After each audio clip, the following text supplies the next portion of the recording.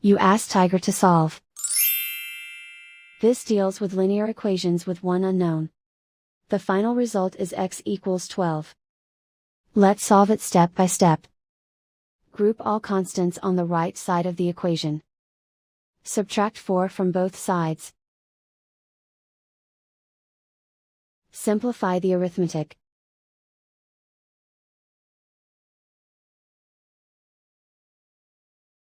Isolate the x. Multiply both sides by inverse fraction 3/2. Group like terms. Multiply the coefficients. Simplify the fraction. Multiply the fractions. Simplify the arithmetic. And so the final result is x equals 12.